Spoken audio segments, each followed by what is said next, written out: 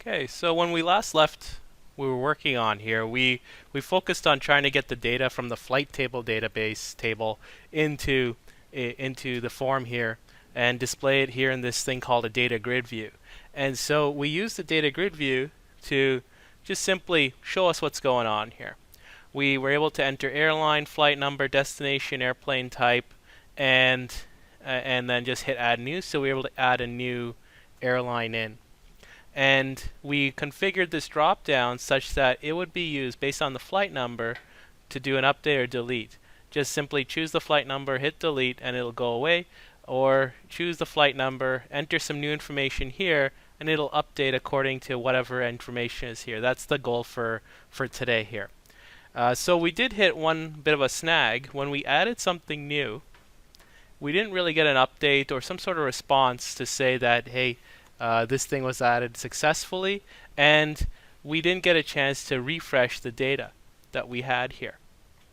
Although looking right now, we just launched our last piece of information we added in was American Airlines AA122 to Houston. So what we're going to do now is we're going to try and add some new information here and try and get it to display here by getting this refresh button to work. So that's the idea, is we're going to get the refresh button to work. So what we're going to do is we're going to create a new event handler for this. So we're going to stop this, and we're going to double click on refresh, and we're going to enable some code to basically retrieve all the information that was done here. Now you're going to find that the code we're going to do here is very similar to what we're going to find that we're doing in the form1 load method. So we're going to find that moving the code that was in the form1 load to its own separate method would be the best choice to do. So first things first, before we do that, let's go to the add button method and just finish off by giving some sort of message at the end of it saying, hey, we were able to update successfully. So just some sort of just a sort of message. So after execute scalar inside our where we had our insert and we went ahead and executed, let's just throw a message box up here saying, you know, we were able to successfully do this, because we wouldn't get to this line of message box dot show. We wouldn't get here to this line, whatever we put in here. Wouldn't get here if this thing failed anywhere, right? If it failed, we would get the exception, and we would never reach this line of code. So it's safe to say that we don't need to actually physically check the database for an insert, because really it would have failed. We would have had an exception thrown, and we would have known what's going on there with another message box. So it's safe to say, hey, we can go ahead and say success. So we'll just say new flight added successfully. Now you see me normally use a separate variable to do this, but we'll just put it right in. And we'll say success. And we'll say message box buttons dot OK. And we'll say message box icon dot information would be, I guess, a good one.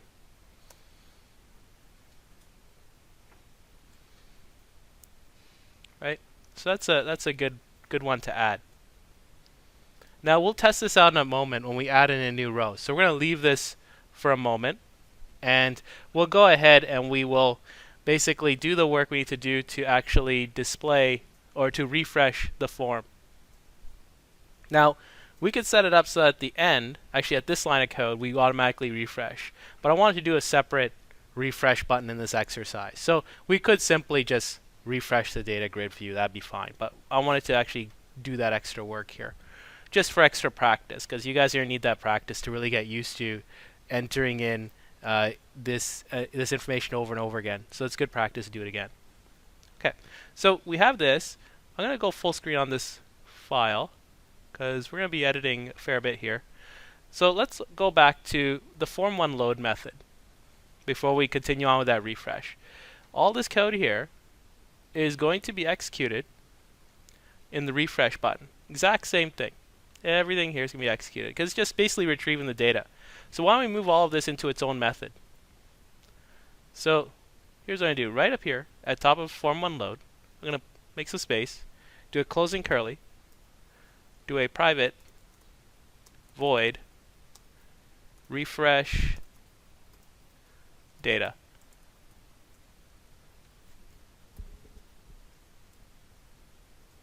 And then call refresh data here.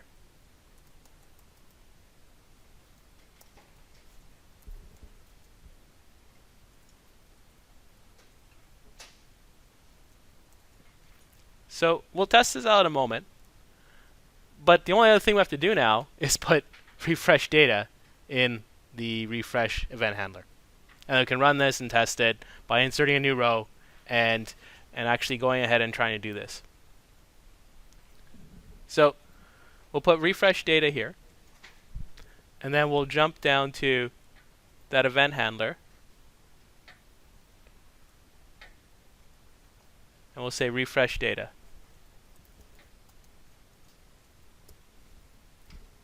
And now we can run it. So put that there. Just gonna hit start.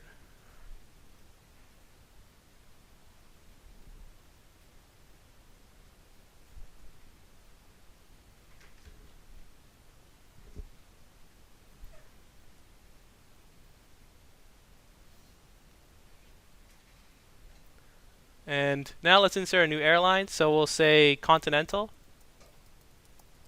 Let's say it's flight number CO 543. Destination, let's say San Antonio. And aircraft they'll be using, let's say Boeing 747. And we'll just hit add new. And it says new flight added successfully, so we know that it went through all the lines of code to do that insert. No catches, no exceptions thrown, so we're okay. So reach that line. And what we can do is we can just hit refresh. And let's go through. And yes, we have Continental right here, has an ID of 9, has our information entered here. This is flight number CO543. So let's go over to this drop down. And let's verify it's there. So CO543 is here as well. So we just simply we had a quick little refresh button to refresh everything inside of this.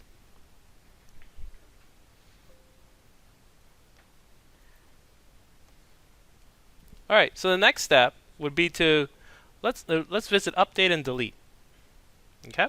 So the idea behind update and delete, we'll start with delete because it's easy, is to basically choose a flight from here, right? Whatever it is, hit delete, and it should go away. It should disappear, right? So what we want to do is we want to figure out where to delete from. Really, our query, and actually let's do this. Let's create the event handler first, and I'll show you what the query is in code. So I'm going to double click on delete. We have our btn delete click method. And so the query here is going to look like this. We're basically going to say delete from flight info where ID equals something. Right? How do we know what that ID number is? Well, if we look at the drop down, we said that the value member was the ID. So that means that whenever we say selected value, that's the ID. So our first thing to do is to actually look for our ID.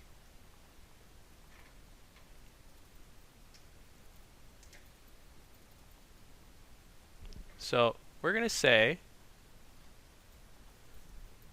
int, call it FLID is equal to convert dot to int 32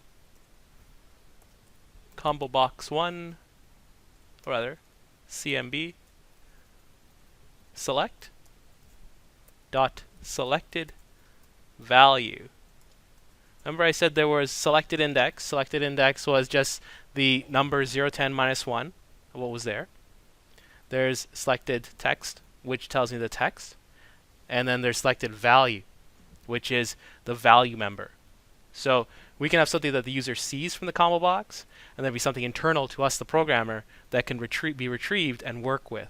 So that's like the best thing to work with here, is that we just have a selected value that we're always going to work with. The user never sees it, because it's pointless to say ID number 1, 2, 3, 4, 5 to a combo box that a user never really is going to make sense of. They're never going to make sense of ID number. They might in our case because we're displaying ID, but really they won't. Like they would want something easy and quick to see, and flight number is the closest thing that we have. So our first job is to actually retrieve that flight number.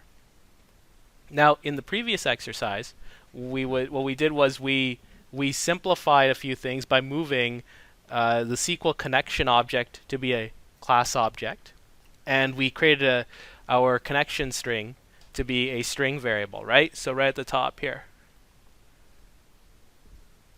Right? So we had a few common objects we already created as class variables. We're just going to reuse them. So now we can jump back to our method here. I'm just going to create some space down here just to push it up a bit. But now, what we're going to do is say,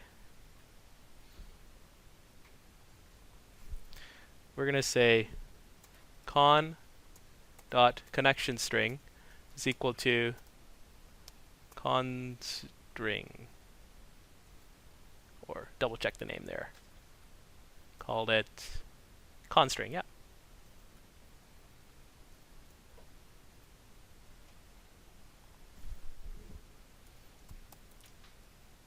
Right? We may not need to do this because it was done in form 1 load, but we'll do it again just to be sure. And then we have our command object. So we're just going to say cmd is equal to con.create command. So we're already going through a couple of motions we already did last time around with doing an insert, and with last time around when we did a select. Right? So now all you have to do is just go ahead and execute the query. So it's really easy to do at this point. The delete is pretty easy, and we're just going to get through it in a few steps, but everything has to go into a try catch finally. So let's start by doing that. So we'll say try. I'm just going to put everything out there. Catch, exception E, or EX, because E is already taken. And let's do our finally.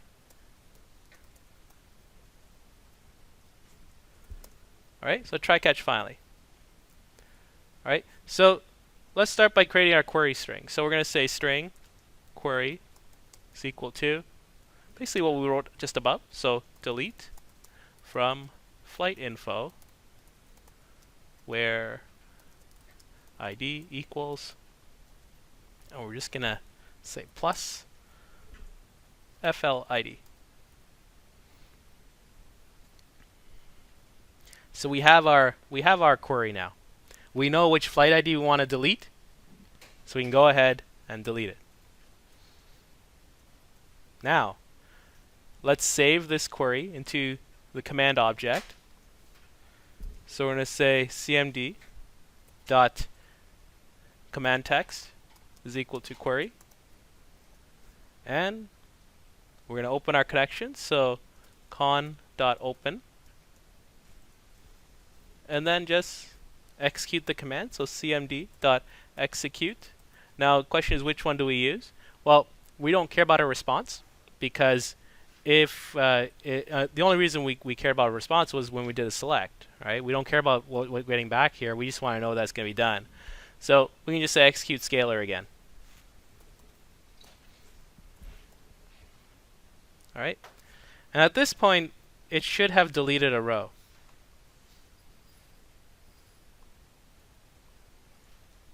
Alright, now let's put in a little message box. In fact, we could take the exact same message box code. So let's do this. Let's actually put that message box code into its own method, because we're just repeating it over and over again. So I'm going to move back up here. We have inside our catch over here, and we had inside this catch exact same code. So why are we repeating ourselves over and over? Let's just create a method. I'll put it just above refresh data. I'll say private void handle exception. We'll pass in an argument. We'll say string ex. Or actually, no, we'll say msg. Yeah, let's do that. Right? What I'm going to do here is take away the code from catch.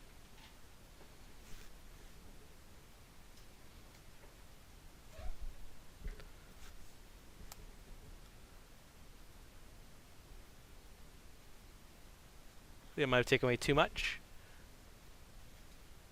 Right? In fact, we'll just change, actually instead of string msg, I think this would be better, we would just say exception ex. There. So we'll do that.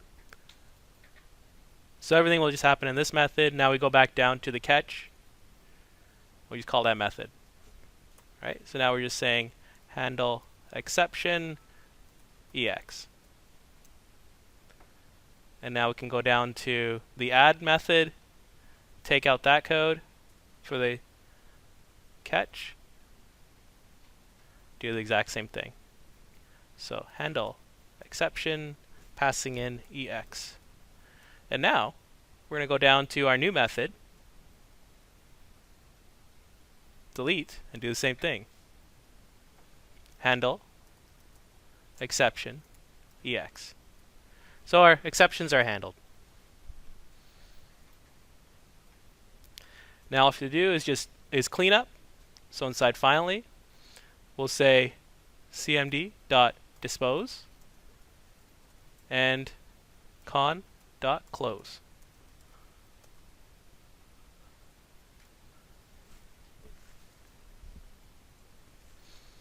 And now we can run this and test out the delete method.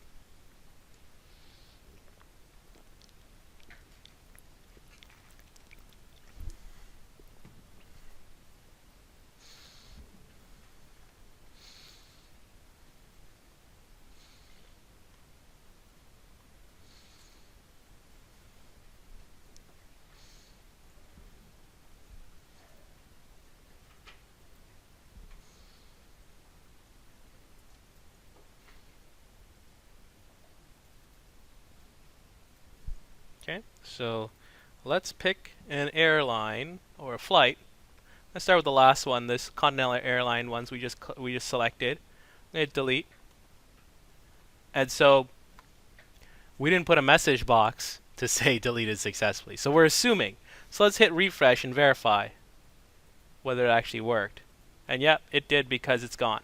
So yeah, note to self, let's add that message box message in now as well to say successful. So we'll do that, and we'll just verify here with the comma box. There is a CO543 is the last one, right? So we have that, but we don't have the other one.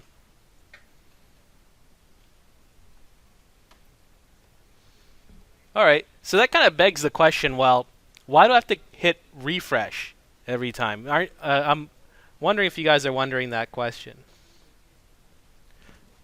Okay, yeah, so let's clean this thing up, right? So I'm going to close this.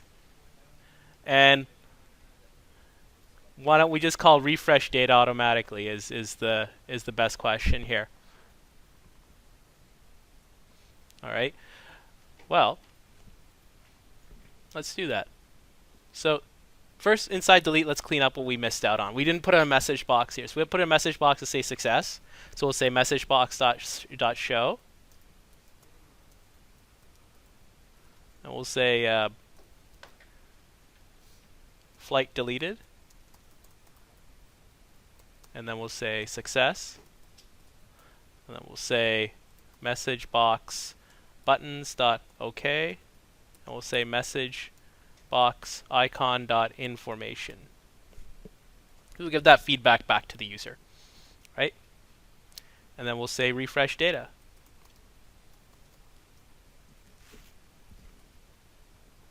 And let's go to the other methods and add that back in.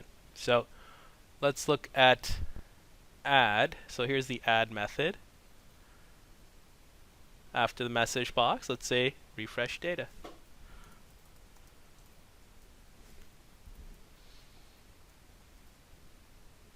Okay, so we got our data back. It's refreshed. And now we can move on to that final button, the update. Update's a little bit tricky because there's quite a bit to work with in the query. Other than that, it's pretty well the same thing as an insert. Right? It's pretty well the same thing as an insert, just a little bit of trickery to go on inside of it, so to speak. So to do the update, let's create our update event handler. So last button that we have yet to touch is the update, so we'll double click on update. Create our btn update click event handler. Now we're going to go through basically a hybrid of the add and the delete. The first thing we're going to need is the ID. So we're going to say int flid is equal to convert.toInt32, getting cmb select dot selected value. All right. So selected value, it's not necessarily a string. It's really an object. We just need to convert it to an int. So we have to do this convert method here. All right. Now let's retrieve the name, the flight name, airline, and so on. And we're going to do that insert right now. So we're going to say string airline is equal to tb airline dot text. We'll say string flight is equal to tb flight num dot text. We'll say string, and we'll say string destination is equal to tb destination dot text, and then string airplane is equal to cmb airplane dot selected text dot toString.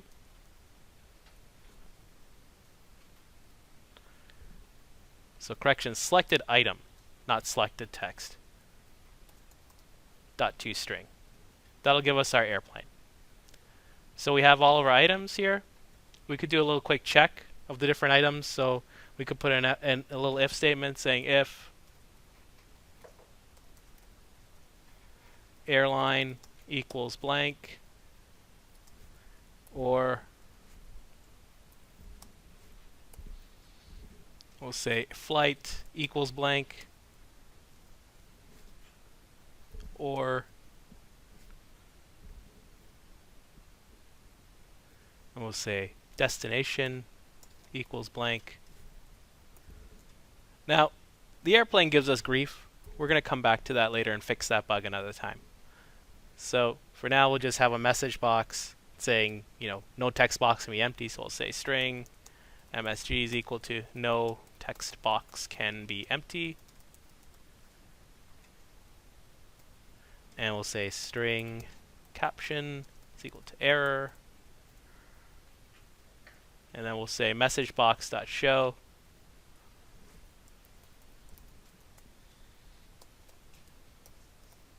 Then msg caption, and then message box buttons dot OK, and message box icon dot error.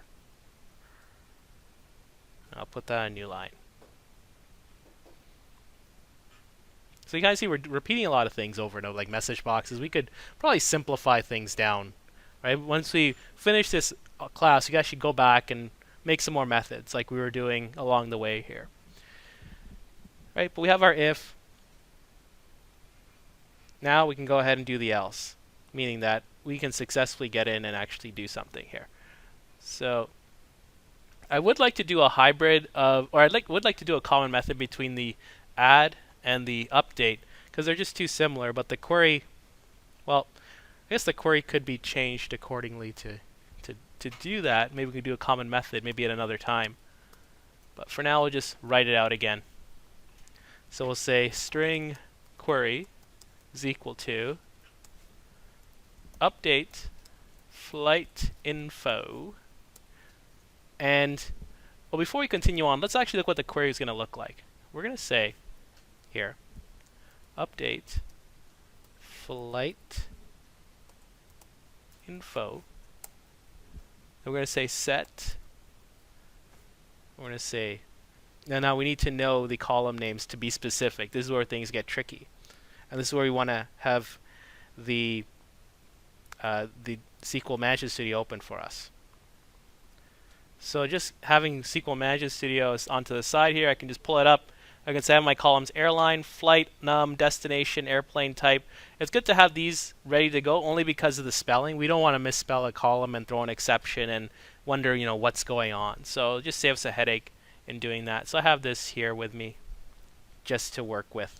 So we're going to say set airline equal to, and then opening and like question marks, with the single quotes.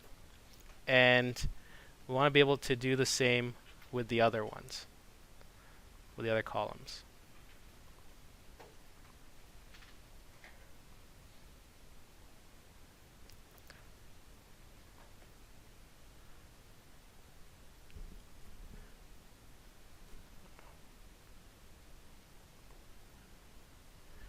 So we're saying update flight info, set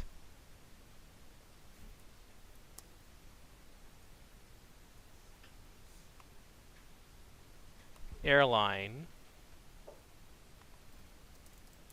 equals, and then opening single quote, we'll say like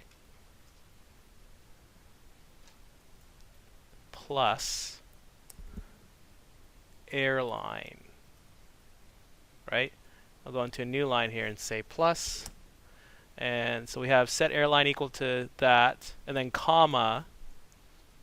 Let's look at the other columns.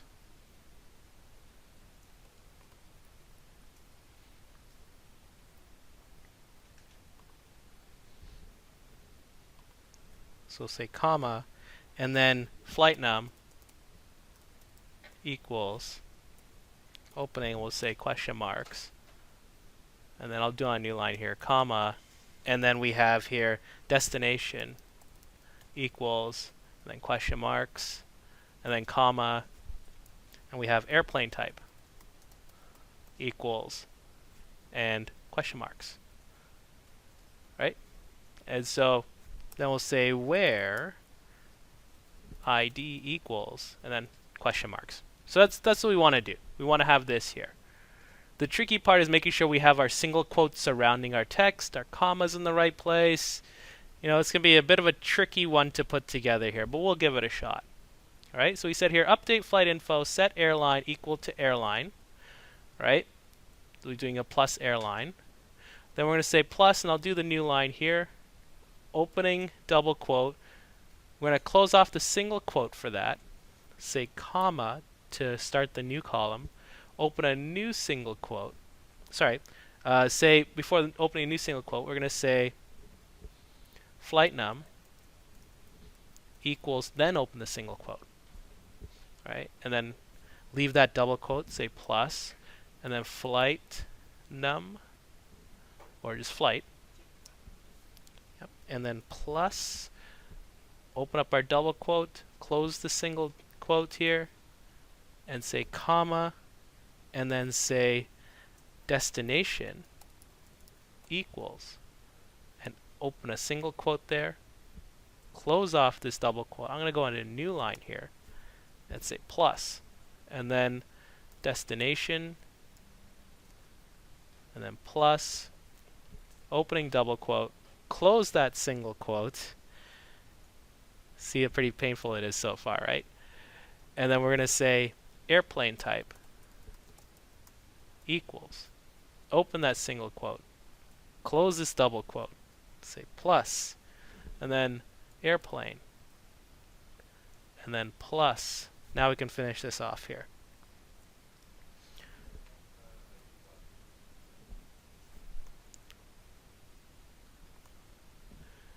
right? So we'll say plus, and then yet thank you, we forgot that comma over here. So comma airplane type equals, and then airplane, and I'll go on a new line here and say plus, close that double quote, close that single quote, say where ID equals, and then say plus, because we don't need any quotes here, FLID. And that should be our query. And just to recap, we did have FLID just above up here. So there it is right at the top. So we did our FLID up there. Okay, so we have our query here. This is very messy, but we have it. Now let's go ahead and do out all the other things we need to do this query now. Because now that we have this query, and assuming we didn't screw up on a comma or a single quote, we should be okay. But let's go ahead and get our connection object going. So we'll say con.connection string is equal to con string, and we'll say cmd is equal to con dot create command, and then we'll say try catch and finally. Now you notice I did the queries inside the try. Because it's only a string declaration, it shouldn't be an issue. So leaving it outside. In fact, it's probably better to just do it outside, like I did right now. Just means that there's less time that the connection stays open, even though it's like one line of code. Right? So try, catch, and finally. Catch we know is just going to be handle error.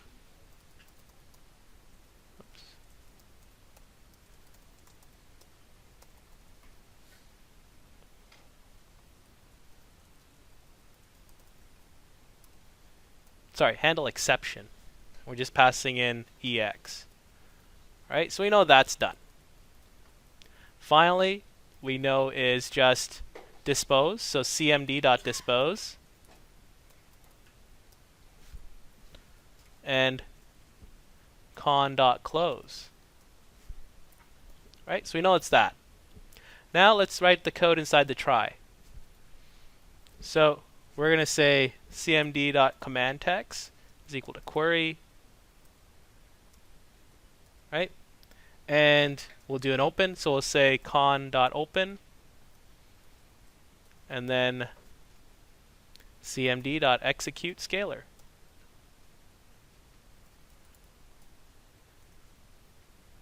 And that's it. That's it. This should work, assuming we didn't screw up on the query. And we should be done with this form. So I'm going to save that. I'm going to hit run. Okay.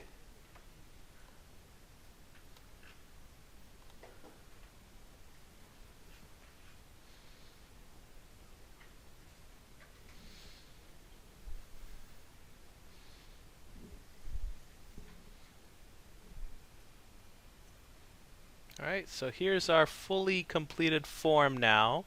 I'm going to choose something like maybe British Airways. Now let's take one of the later ones like Continental Airlines. It's our information here. It's kind of nice that it actually points directly to the selected item here automatically. So let's change the airline to be Continental Airlines. Alright, let's change the flight number to CO345. Let's say destination is no longer San Antonio, but let's say San Mateo. I know, other end of the country, but whatever. And airplane 787. And so if I hit update,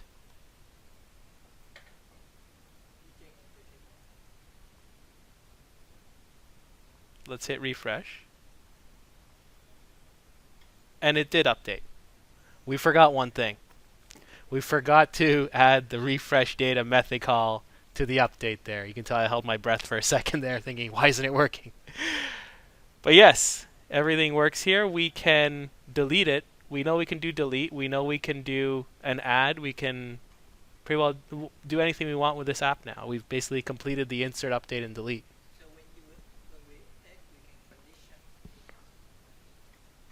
So let's close that down.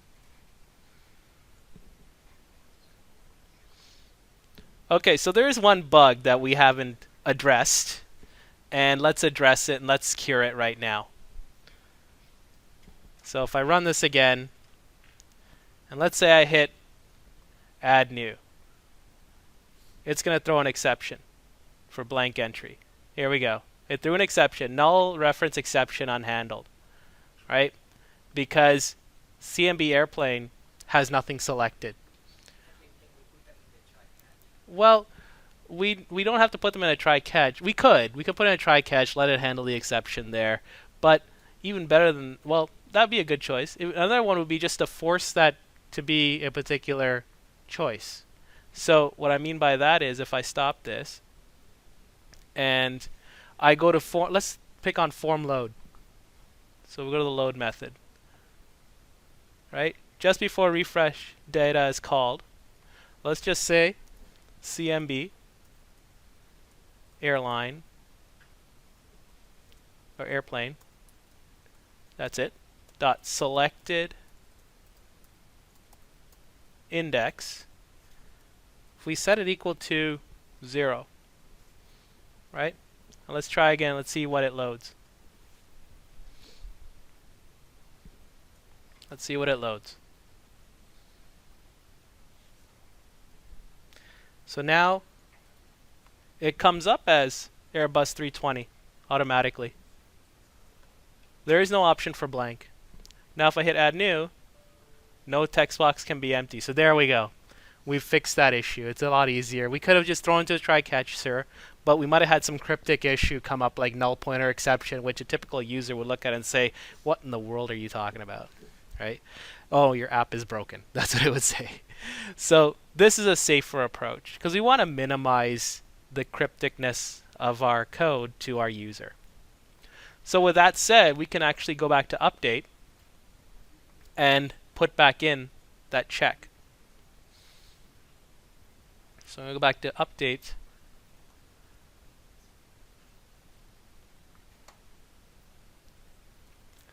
And we purposely left out inside the if statement. I mean, it may not be necessary anymore because, we have accounted for it, but let's just do it anyway. We could say airplane equals empty string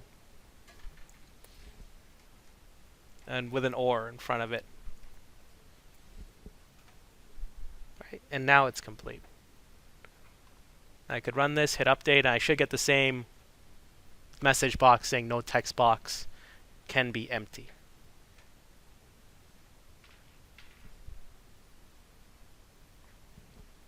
So now if I hit update, there we go. No text box can be empty. All right. So at this point, we've delved into this whole world of using a data grid view. We've learned about form 1 load and how we can preload and do a select to get the data grid view to display and get the comma box to display stuff. We learned how to do an add new with an insert. We learned how to do an update using the update button, and we learned how to do a delete using the delete button.